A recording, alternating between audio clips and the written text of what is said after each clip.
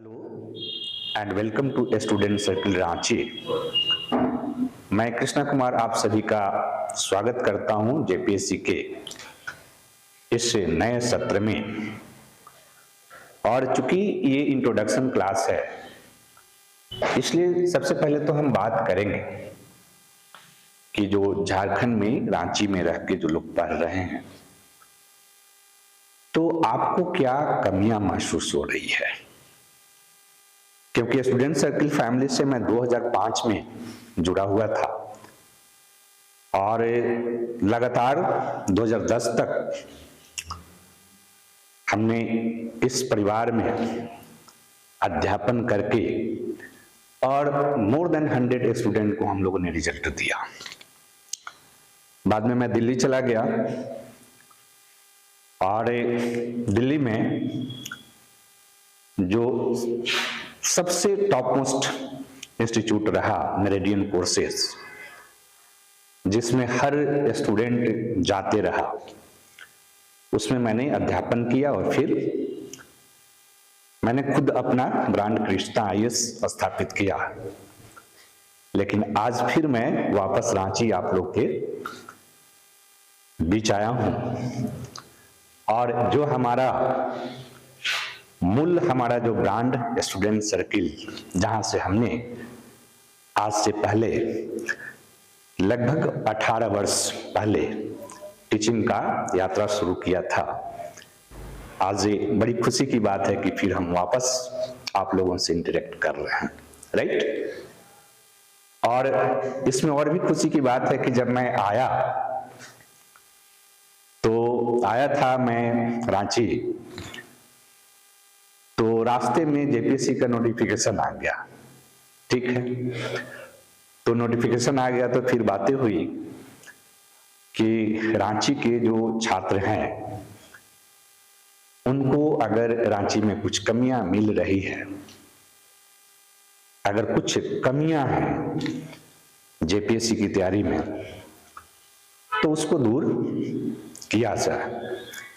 तो आप लोग तो मेंस लिखे हुए हैं इसके पहले सिर्फ जेपीएससी में, तो आप ये बताइए कि आपको यहाँ में क्या कमियां दिखाई दे रही है जब हम रांची में हैं। मैं कमियां का मतलब आपसे ये जानना चाहता हूं कि यहाँ पर टीचिंग के लेवल में, मटेरियल के लेवल में, क्वेश्चन का आंसर राइटिंग में आपने क्या क्या फेस किया है ना। जो हमारे सफल विद्यार्थी हैं वो लगातार हम लोग के संपर्क में रहते हैं और वो क्वालिफाई कर जाते हैं, लेकिन जो सबसे बेहतर इंफॉर्मेशन हमें मिलेगा वो इंफॉर्मेशन हमें हमारे असफल विद्यार्थियों से मिलेगा, राइट। आप कई लोग हैं जो कि मेंस लिखे, इंटरव्यू दिए और सफलताएं नहीं मिली, तो आप पहले बताइए कि आपको क्या क्या प्रॉब्लम लग रही है, कि प्रॉब्लम क्या है। मैंने सर 3-4 प्रॉब्लम दिख रहा है। हाँ बताइए। तो शुरुआत में चक्का जब से शुरू हुआ था, मैं राइटिंग प्रैक्टिस नहीं हुआ। देखिए, फर्स्ट प्रॉब्लम आप बता रहे हैं कि आंसर राइटिंग प्रॉपर नहीं हो पा रहा है, राइट। पहला प्रॉब्लम ये मेंस का प्रॉब्लम है। दूसरा, इसके अलावा भी कंटेंट के लेवल में, दूसरा सर ये प्रॉपर मटेरियल नहीं होता। अच्छा, दूसरा है कि प्रॉपर मटेरियल नहीं है। पेपर 6 होगा साइंस एंड टेक्नोलॉजी। अच्छा, है ना। मतलब कि टोटल पेपर आप देख लीजिए, 1 2 3 4 5 6 6 पेपर है ना। तो इसमें अगर कहा जाए कि प्रॉपर मटेरियल की कमी है, और तो जो बच्चे पास कर रहे हैं सिर्फ जेपीएससी में। कहीं ऐसा तो नहीं है कि बच्चे जो यहाँ से दिल्ली शिफ्ट कर गए हैं उन लोग का रिजल्ट ज्यादा है और जो यहाँ पर हैं उनका रिजल्ट कम है, ऐसा है? सर्किल में दिखता है, ऐसा सर्किल में दिखता है। या कहीं ऐसा तो नहीं है जो यूपीएससी की तैयारी कर रहा है उसका रिजल्ट ज्यादा है और जेपीएससी का कम है? मतलब मैं कह रहा हूं कि जो बच्चा यूपीएससी मेंस भी लिख रहा, जेपीएससी मेंस भी लिख रहा, तो कहीं ऐसा तो नहीं है कि यूपीएससी जो मेंस लिख रहा है उसका रिजल्ट ज्यादा है, जेपीएससी जो मेंस लिख रहा है उसका रिजल्ट कम है ना? ऐसा है, फीडबैक मैं लेना चाह रहा हूं, है ना, कि मटेरियल के लेवल पे प्रॉब्लम है। थर्ड है कि जो सफल कैंडिडेट हैं उसमें ऐसा दिखाई दे रहा कि कुछ बच्चे यूपीएससी की भी तैयारी कर रहे हैं और जेपीएससी की भी तैयारी कर रहे हैं, तो यूपीएससी वाले जो वो ग्रुप है उसका रिजल्ट ज्यादा हो रहा, राइट? वो दिखा रहा कि कंटेंट जो झारखंड में, रांची में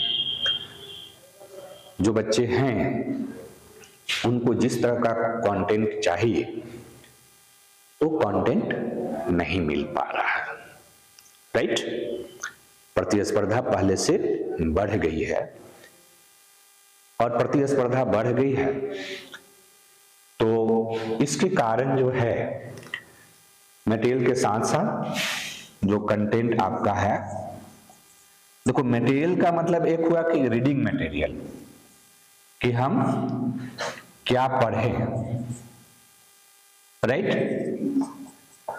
और कंटेंट के आंसर राइटिंग जब आप करने जा रहे हैं तो प्रॉपर उस क्वेश्चन का आंसर क्या होना चाहिए,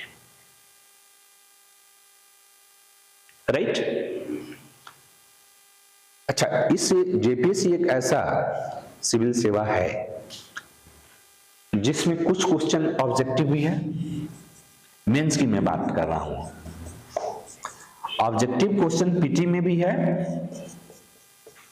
और प्लस मेंस में भी है ना? तो पीटी में हमारे क्वेश्चन कितने होते हैं? 100, है ना? और इसका मार्क्स हो गया 200, 200 मार्क्स, राइट? एक पेपर, हाँ पेपर एक है, पेपर 1 एक ही पेपर है और मेंस में पेपर 2 में 100 क्वेश्चन, मार्क्स 200। अभी ऑब्जेक्टिव है, ऑब्जेक्टिव है पूरा, हाँ। तो ये पीटी में आपके 400 नंबर, राइट? लेकिन जेपीएससी एक ऐसा एग्जामिनेशन है जिसमें मेंस में भी ऑब्जेक्टिव है कुछ क्वेश्चन, और मेंस के ऑब्जेक्टिव में 160 मार्क्स का क्वेश्चन है ना? 1050 में,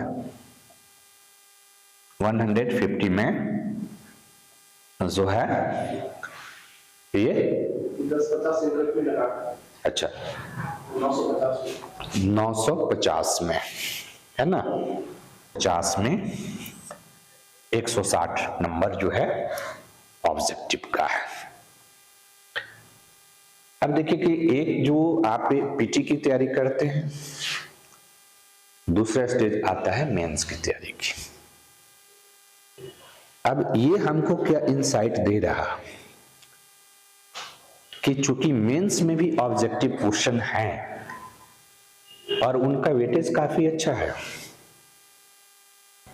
क्योंकि ऑब्जेक्टिव में आप चाहें 160 में तो 140 प्लस आप आराम से ला सकते हैं,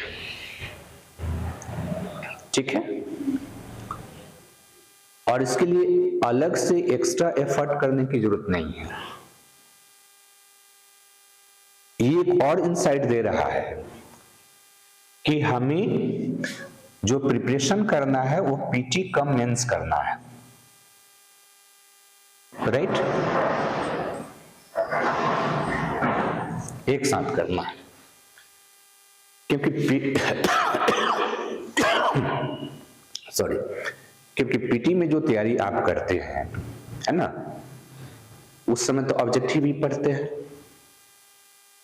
लेकिन मेंस में जो ऑब्जेक्टिव क्वेश्चन आया हुआ है वो पीटी वाली तैयारी के संदर्भ में भी देखना है, क्योंकि अंतिम जो तैयारी होती है परीक्षा पास करने की होती है।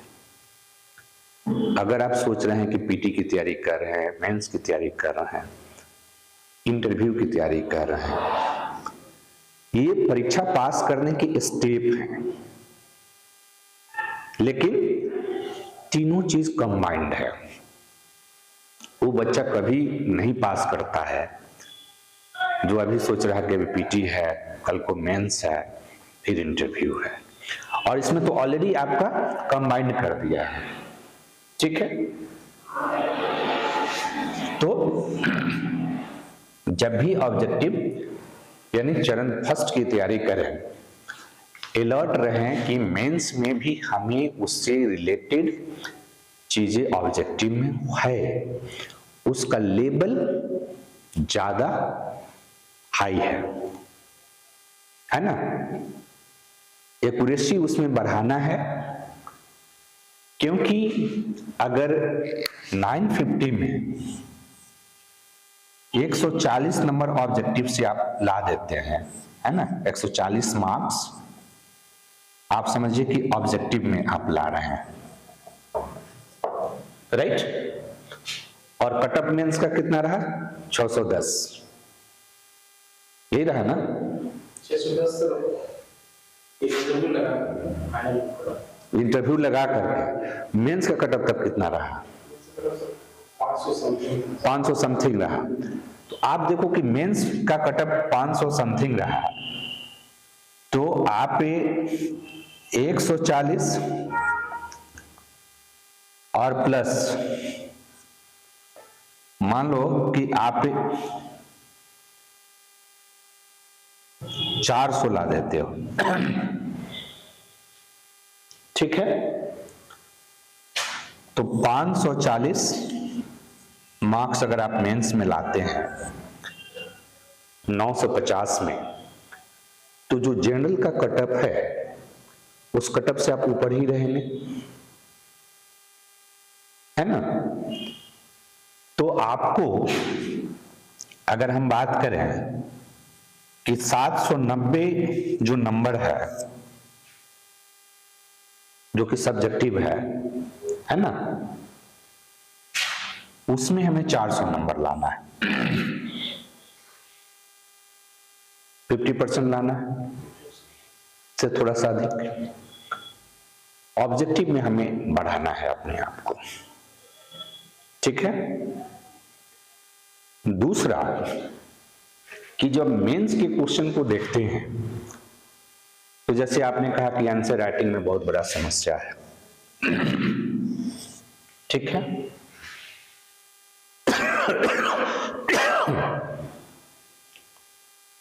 आंसर राइटिंग में जो समस्या है उसको समझने की जरूरत है।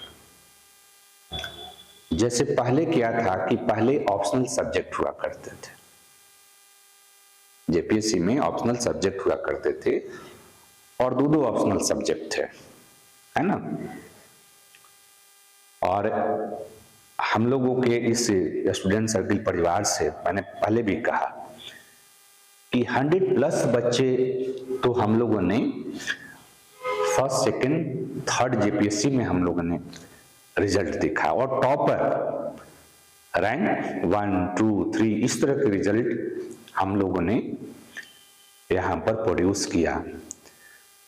जेपीएससी छोड़िए, 9 में तो हम लोगों ने यूपीएससी, हमारा स्टूडेंट अनुज कुमार पांडे जो है यहाँ रांची रह के यूपीएससी फाइनली क्वालिफाई किया, राइट। तो हम लोग जो यहाँ पर माहौल जो देने का प्रयास करेंगे, उस प्रयास में फिर एक बार प्रयास हम करेंगे कि हमारा बच्चा यहाँ रह के रांची में रह के यूपीएससी भी पास करे, जेपीएससी तो पास करे ही, लेकिन उसके लिए समस्या को बेहतर तरीके से देखना पड़ेगा, राइट। जैसे आपने फर्स्ट यहां मेंस का जो प्रॉब्लम कहा कि आंसर राइटिंग में प्रॉब्लम है, तो आंसर राइटिंग में प्रॉब्लम, इसके आंसर राइटिंग के जो प्रॉब्लम है उस प्रॉब्लम को अगर हम देखें तो पहले हमें नेचर ऑफ क्वेश्चन देखना पड़ेगा और उसके साथ उसके मार्क्स देखने पड़ेंगे, है ना। जैसे मेंस का जो क्वेश्चन है, सब्जेक्टिव क्वेश्चन जो है ना, यहां सब्जेक्टिव की बात करते हैं तो 40 मार्क्स का क्वेश्चन है, 40 मार्क्स, है ना। और एक पेपर में हमें 4 क्वेश्चन लिखने हैं सब्जेक्टिव, तो 4 क्वेश्चन लिखने हैं तो इसके लिए कंटेंट हमें काफी रिच चाहिए और क्वेश्चन का आंसर जब हम लिखने जाएं तो उसका एक स्टैंडर्ड फॉर्मेट होना चाहिए। जैसे कोई क्वेश्चन याद है जो पूछा गया है? पूछा गया था सिंधु घाटी के प्रभावशाली विशेषताओं का उल्लेख, सिंधु घाटी सभ्यता के प्रभावशाली विशेषता। अब देखो मैं यहां पर आपको बता रहा हूं कंटेंट, जो सिंधु घाटी सभ्यता की विशेषता, है ना,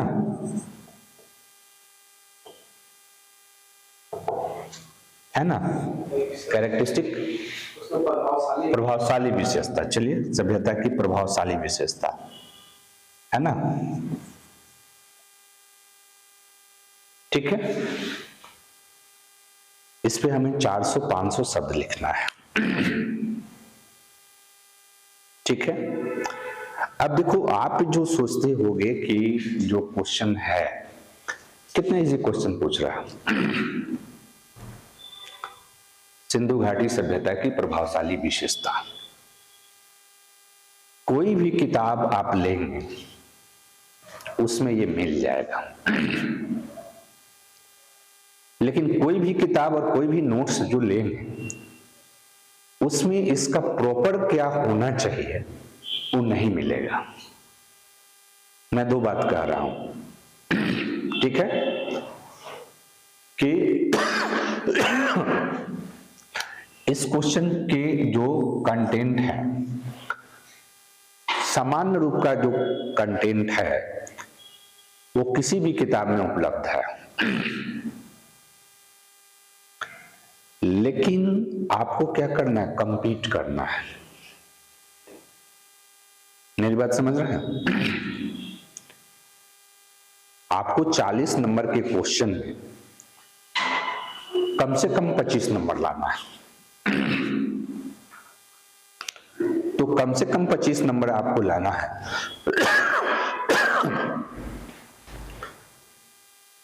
तो 25 नंबर आए उसके लिए हमें तो बेहतर न केवल कंटेंट चाहिए बल्कि उसको डिलीवरी करने का भी बेहतर हमारे पास फॉर्मेट होना चाहिए, राइट। अब देखो कि इसकी विशेषता के बारे में जब हम लिखने जाएं या किसी भी क्वेश्चन को लिखने जाते हो तो पहला इंट्रोडक्शन लिखते हो, ध्यान ये रखना है, और एकदम 2 से 3 लाइन में इंट्रोडक्शन लिखना है, ठीक है, 2 से 3 लाइन में इंट्रोडक्शन लिखना है। अब इंट्रोडक्शन में हमें जो लिखना है उसके अंतर्गत पहले सिंधु घाटी सभ्यता की जो एकदम टिपिकल फीचर है वो उसमें आनी चाहिए, है ना। और उस टिपिकल फीचर में आंसर राइटिंग में एक बहुत बड़ा चीज क्या करना होता है आपको, कि शब्दों पर आपकी प्रभावशाली नियंत्रण होनी चाहिए, है ना। एकदम कमांड होना चाहिए कि जो शब्द यूज कर रहे हैं वो एग्जामिनर को एकदम से रिफ्लेक्ट हो जा रहा है कि ये जो बच्चा जो शब्द लिख रहा है, इंट्रोडक्शन जो लिख रहा है, उसमें उससे क्वेश्चन के जो एकदम आत्मा है, जिसको सोल कहते हैं, उसकी सोल को रख रहा है ना। अब देखो कैसे आप इंट्रोडक्शन इसका लिख सकते हो।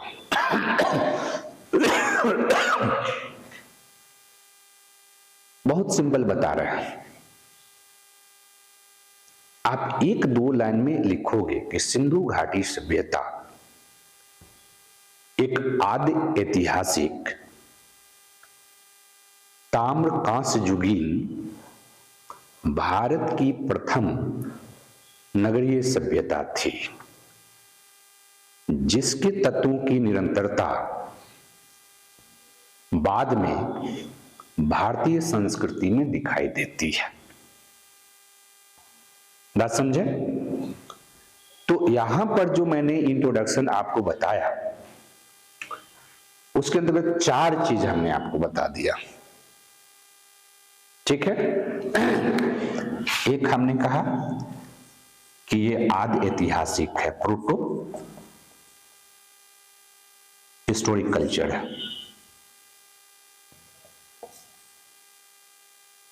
ठीक है। दूसरा हमने कहा कि ताम्र कांस्ययुगीन है,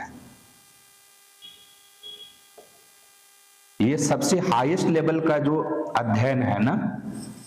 देखो हमेशा ध्यान में रखना है कि मेंस की जो तैयारी है, असली तैयारी वही है।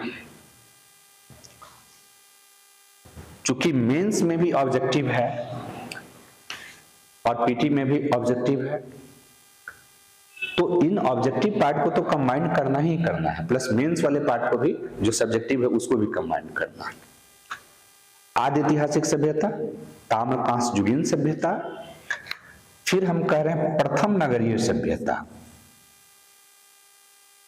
प्रथम नगरीय सभ्यता 3 बार, और चौथा हम कह रहे हैं कि इसकी निरंतरता।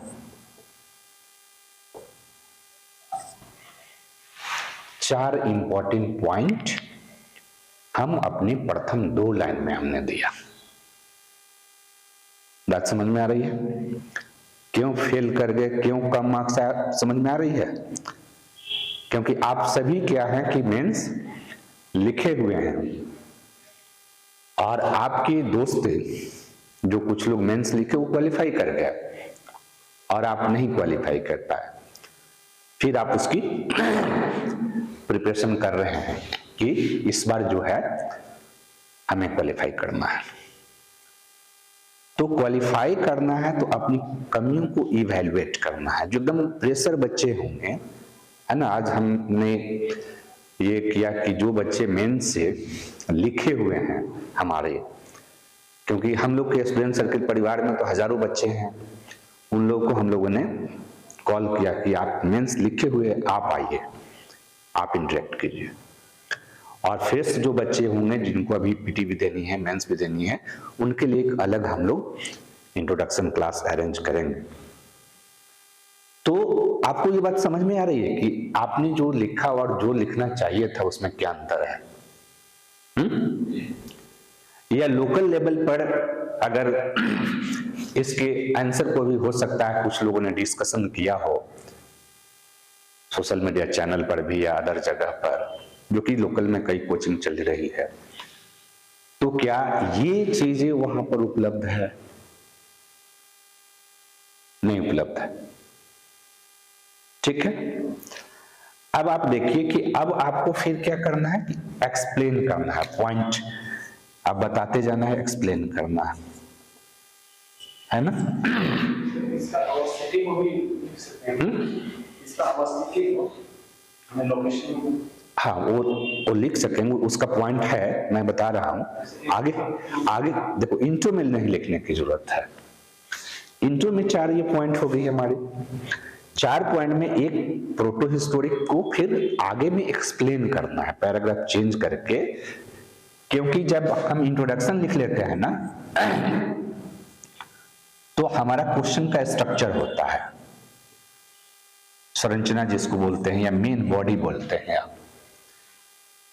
तो मेन बॉडी में अगर आपने इंट्रोडक्शन में जो बातें कही है उसमें प्रभावशाली जो बातें हैं, जैसा कि हम लोग 4 बातें कहें, उसको 2 लाइन में एक्सप्लेन भी करना है ना। जैसे आदि ऐतिहासिक का मतलब क्या है कि ऐसी सभ्यता जिसमें रिटेन स्क्रिप्ट का प्रमाण मिला है लेकिन जिसको हम पढ़ नहीं सके, ठीक है, उसको हम लोग कहते हैं आदि ऐतिहासिक सभ्यता। ठीक है, पीटी जब पढ़ेंगे आप तो पीटी पढ़ेंगे, पीटी का ऑब्जेक्टिव जब तैयारी करेंगे तो उस समय हम डिस्कस करते हैं कि क्या वजह है कि हम पढ़ नहीं पाए। मान लो कि सिंधु सभ्यता का जो स्क्रिप्ट है उसको आप पढ़ नहीं पाए और अशोक के स्क्रिप्ट को आप पढ़ लिए, है ना। तो अशोक का जो स्क्रिप्ट है वो स्क्रिप्ट जो है कई डिफरेंट टाइप का स्क्रिप्ट उसमें यूज किया गया। उसमें ब्रह्मी भी है, खरोष्ठी भी है, अरमाइक भी है, यूनानी भी है, भाषा उसकी प्राकृत है। दूसरा अशोक का स्क्रिप्ट जो है ब्रह्मी जिसको आप बोलते हैं वो आगे ग्रोथ हो रहा है उसका, है ना। जैसे अशोक के स्क्रिप्ट में क जो लिखा जा रहा है वो ऐसे लिखा जा रहा है ना, ये क है अशोक के काल में, और पूर्व मध्य काल में जाइएगा तो ये ऐसे हो जाएगा। समझ में आ रही है कि जो देवनागरी आप यूज कर रहे हैं उस देवनागरी स्क्रिप्ट का विकास अशोक के अभिलेख से हुआ है, उसकी जो ब्रह्मी है उससे हुआ है। तो आप इधर से भी पढ़ना शुरू करेंगे तो पहुंच जाएंगे कि इस शब्द का क्या अर्थ है।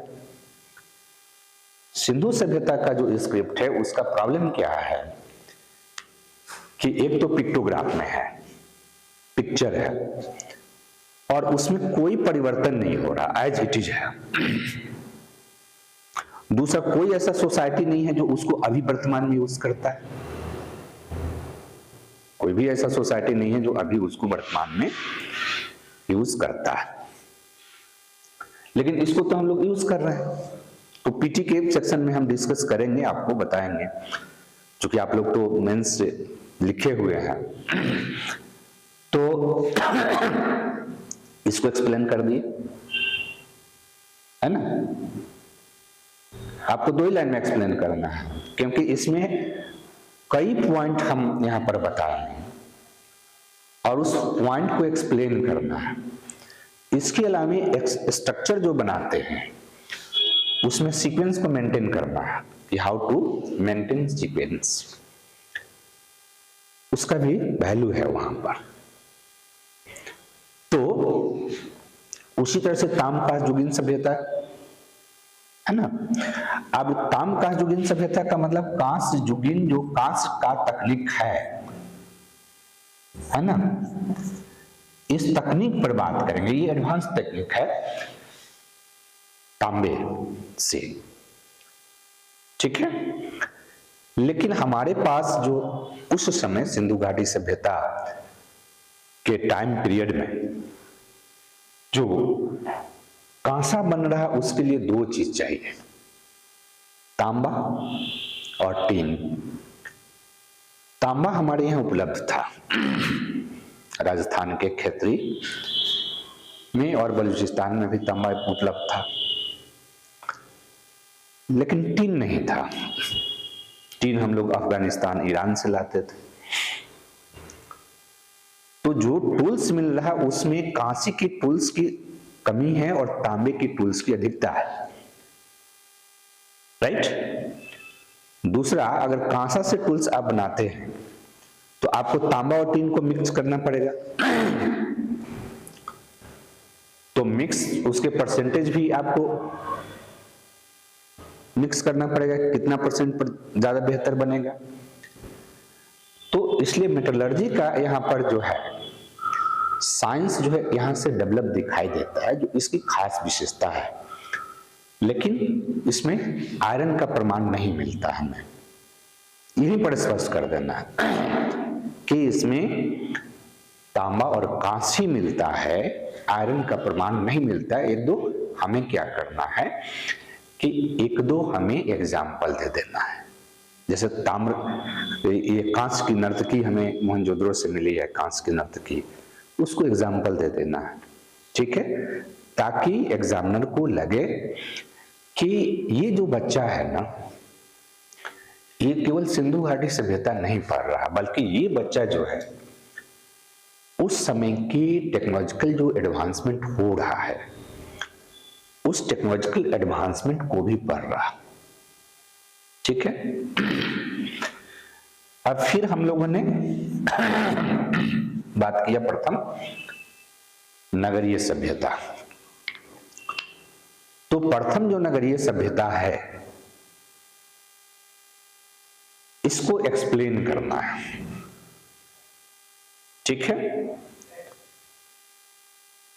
और इस नगरीय सभ्यता की कुछ विशेषता है,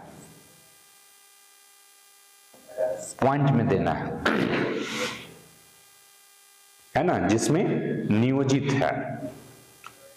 नियोजित का मतलब होता है कि प्लान पहले बना और तब जाके भवन बना और तब आकर के लोग रहे,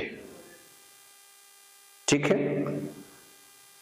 उसमें क्योंकि प्लान्ड है तो नगरों का विभाजन आमतौर पर दो भागों में है। ग्रिड पैटर्न पर नगरों का निर्माण किया गया है।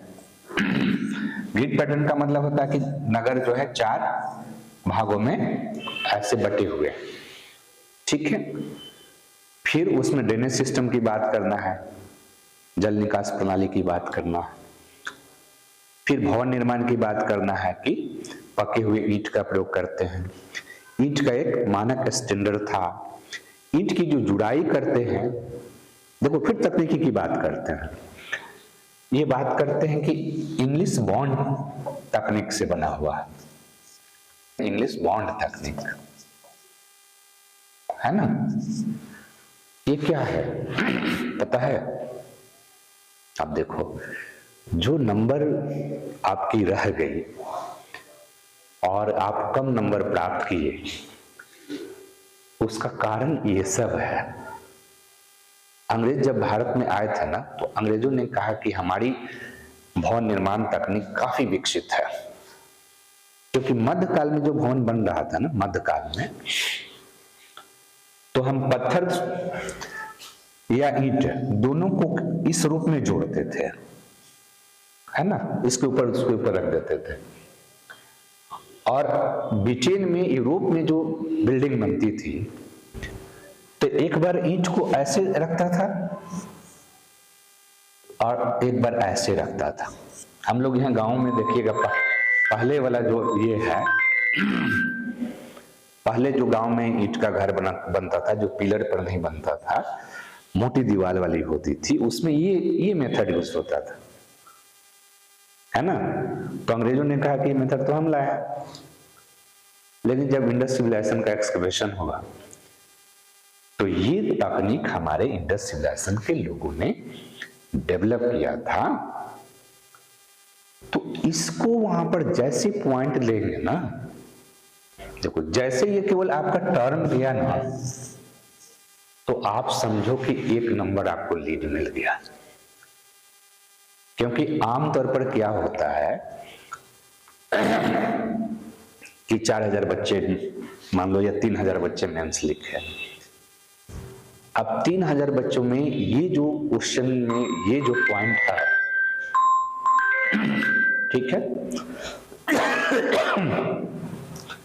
3000 बच्चों में ये पॉइंट मुश्किल से 10 बच्चा डालेगा, मुश्किल से मैं कह रहा हूं कि 10 बच्चा इस पॉइंट को डालेगा, राइट। तो जो बच्चा डाला बाकी लोगों में नहीं है, 1 नंबर क्लिक कर गया। तो इसके और भी जो विशेषताएं हैं, 5-7 विशेषताएं हैं, क्योंकि आज इंट्रोडक्शन में एक जनरल हम आपको बात बता रहे हैं। ये नगरीय वाला करना है, ठीक है। नगरीय के बाद एक पॉइंट और यहां पर आपको बनाना है कि सिंधु सभ्यता जो है, ये जो संस्कृति है, ये अनेकता में एकता,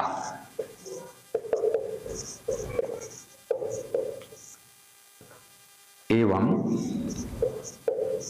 एकता में अनेकता,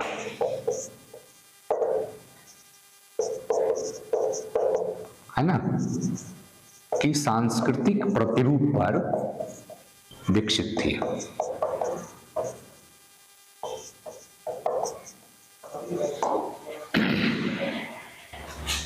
ये पॉइंट मिला है कहीं?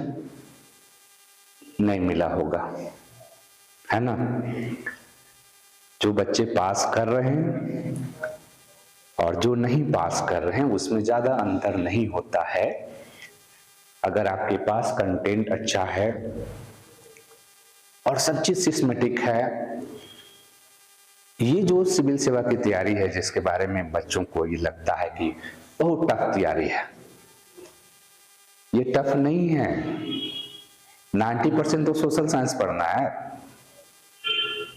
साइंस का योगदान 10% है क्या, और कोई रॉकेट साइंस नहीं है वो भी। टफ इस कारण से हो जाता है कि शुरुआती समय में जब आपको गाइडेंस मिल रहा है, जब आप शुरू कर रहे हैं, तो वो गाइडेंस आपको किस लेवल का मिल रहा है ना। तो हमने कहा कि अनेकता में एकता, एकता में अनेकता की सांस्कृतिक प्रतिरूप पर गठित है। अब इसको एक्सप्लेन करना है, इसमें सब पॉइंट बनाना है ना। जैसे पहला, आप भौगोलिक विविधता की बात करो,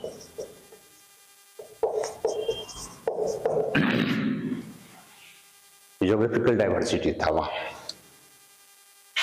था, क्योंकि अफगानिस्तान में मुंडी गांव और सुतुरघई 2 हमें स्थल मिलते हैं जो कि पर्वतीय इलाके में हैं, ठीक है। और इंडिया में मांडा मिलता है ना, जम्मू कश्मीर में पर्वतीय इलाके में है। तो कुछ क्षेत्र जो है जहां पर पर्वतीय इलाके में संस्कृति का डेवलपमेंट होता है, जम्मू कश्मीर में आप सोच सकते हो कि अभी ठंडा कितना पड़ रहा होगा, उस समय पड़ रहा होगा। कुछ क्षेत्र पठारी हैं, है ना, जैसे बलूचिस्तान है जो आपका पाकिस्तान में है, उसके मेहरगढ़ बहुत इंपॉर्टेंट साइट हमारा है, तो पठारी इलाका है। कुछ क्षेत्र हमारे समुद्र तटवर्ती थे, समुद्र के किनारे, सुतका गेंडोर, सुतका को, बालाकोट, लोथल, है ना, तो समुद्र तटवर्ती हैं। कुछ क्षेत्र मैदानी हैं, हड़प्पा है, मोहनजोदड़ो है, मनावली है, ठीक है, चंडीगढ़ है, उल्लास है, मैदानी है। और कुछ क्षेत्र जो है रेगिस्तान के करीब है, कालीबंगा, है ना। तो आपको करना क्या है कि एक इंडिया का मैप बनाना, ठीक है। जो क्षेत्र हम बता रहे हैं उसको ड्रॉ कर देना है और उसमें लिख देना है कि ये पर्वतीय इलाका, इसके 2 स्थल का नाम, पठारी इलाका 2 स्थल का नाम, समुद्र तटवर्ती 2-3 का नाम, रेगिस्तानी 1-2 नाम और मैदानी इलाका। फिर क्या कहना है कि इतनी भौगोलिक विविधता के बावजूद इसकी जो भौतिक संस्कृति है, भौतिक संस्कृति मतलब नगर नियोजन के जो प्रमाण मिले, जो कृषि उत्पादन के जो हमें साक्ष्य मिले, जो हस्तशिल्प उद्योग के प्रमाण मिले, ये सारे चीज में एक रूपता है, राइट। तो इससे क्या हुआ कि अनेकता में एकता और एकता में अनेकता का प्रतिरूप है इसके अंतर्गत। समझ में आ रही है? कोई रॉकेट साइंस नहीं है, ठीक है। इसी स्टूडेंट सर्किल से 3rd division pass Anuj Kumar Pandey UPSC पास किए 2009 में, ठीक है। समझ में आ रही है? जो कि दिल्ली इंटरव्यू यूपीएससी का देने गया था, दिल्ली का मुंह नहीं देखा था। उसके पहले दिल्ली वो गया ही नहीं था, और उसके मैट्रिक की अभी मार्क्स देखोगे तो 3rd division, 2nd division, right. और इंटरेस्टिंग चीज ये है कि उसका तो जेपीएससी में भी नहीं हुआ, एसएससी में भी नहीं हुआ, और रेलवे में भी नहीं हुआ था। बोला कि सर मैं क्या करूं, सब तो मेंस लिख रहे हैं। मैंने कहा कि आईएएस की तैयारी करो तुम, और वो आईएएस की तैयारी किया और निकल गया। उस ग्रुप में जितने लोग जेपीएससी में क्वालिफाई हैं, उसमें से वो आईएएस निकल गया जिसकी जेपीएससी की पीटी नहीं हुई थी, ठीक है। उसके जीवन पे अभी वो वीडियो वो देखेगा, सुनेगा, सारे ग्रुप में बच्चे हैं, तो उसको ये चीज याद आ जाएगी कि सर ने किस तरह से, जब वो डिप्रेस था मेरे पास आया, तो फिर मैंने कहा कि सर, उसने कहा कि सर मेरा तो किसी में नहीं हुआ। मैंने कहा तुम आईएएस की तैयारी करो, ठीक है। 3rd पार्ट में जब पढ़ता था तो वो जुड़ा था हम लोग के साथ, और फाइनली यूपीएससी क्वालिफाई कर गया, आईआरएस हो गया, ठीक है। तो ये टफ नहीं है, ना यूपीएससी टफ है ना जेपीएससी टफ है। उसी तरह से आपको क्या करना है कि धार्मिक विविधता,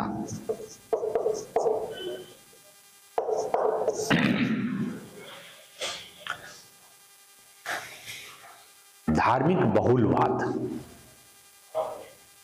है ना,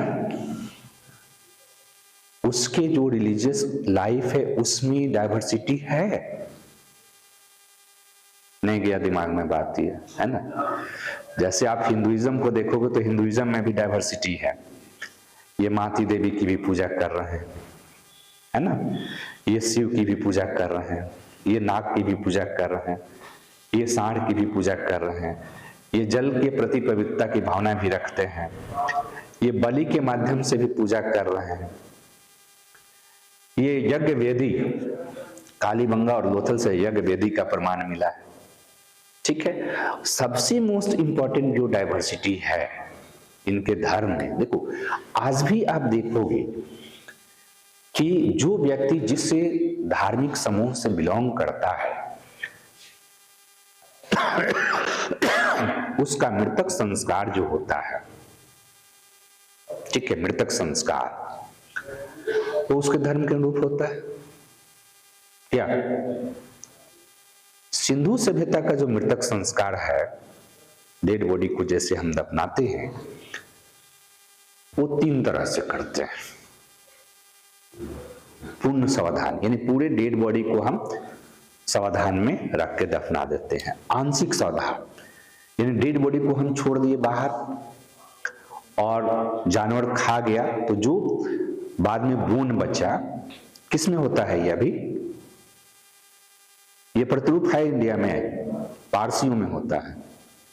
पारसी लोग क्या करते हैं कि डेड बॉडी को कोई अपनी जगह है वहां पर छोड़ देते हैं, और फिर जो है बाकी ऑर्गन खत्म हो जाती है और बोन बच जाता है, तो फिर बोन को ले जाकर दफनाते हैं।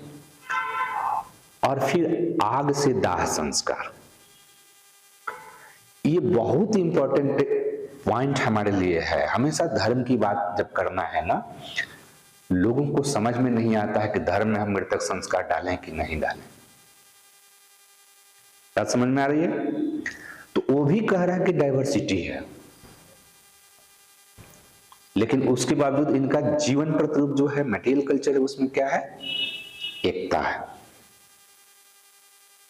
समझ में आ रही है? अब आते हैं सामाजिक। समाज में किस प्रकार की विविधता है, ठीक है? तो समाज भी 3 लेयर में बटा हुआ है, 3 लेयर है समाज का। एक लेयर क्या है कि जो लोग फोर्टिफाइड एरिया में रह रहे हैं, दुर्गीकृत एरिया में रह रहे हैं, अभिजात वर्ग है। और दूसरा दुर्ग के बाहर रह रहे हैं, निचला नगर में जो रह रहे हैं, जन सामान्य है। और हड़प्पा से हमें मजदूरों के आवास का प्रमाण मिला, 1 रूम वाला कमरा मिला है। तो ये भी 3 लेयर है, ठीक है? आर्थिक क्षेत्र में भी देखोगे तो उसमें भी डाइवर्सिटी है। देखो, कभी भी जब आप डाइवर्सिटी को देखोगे उसका संबंध भूगोल से बहुत इंपॉर्टेंट होता है, ठीक है? तो कृषि के क्षेत्र में डाइवर्सिटी है क्योंकि चावल का प्रमाण हमें लोथल औरंगपुर से मिलता है ना? गेहूं जौ डोमिनेंट है। तो एग्रीकल्चर में डाइवर्सिटी है, टूल्स में डाइवर्सिटी है, ट्रेड में डाइवर्सिटी है ना? ट्रेड में डाइवर्सिटी है, जो वाणिज्य व्यापार है, इंटरनल और एक्सटर्नल। तो ये सारा चीज, इसके साथ साथ सोसाइटी में डाइवर्सिटी को एक और चीज कहेंगे कि लेखन कला का प्रमाण तो मिला है, ठीक है? तो इससे ये भी हमें पता चल रहा है कि लेखन कला का प्रमाण जो, या लिखने पढ़ने की में जो सक्षमता थी वो समाज के कुछ ही वर्ग था, बाकी लोग अशिक्षित थे। तो शिक्षा के आधार पर भी हम उनमें डाइवर्सिटी देखते हैं। और एक और बहुत इंपॉर्टेंट चीज जो पॉइंट आमतौर पर नहीं मिलता है, वो एक पॉइंट है ग्राम नगरीय निरंतरता।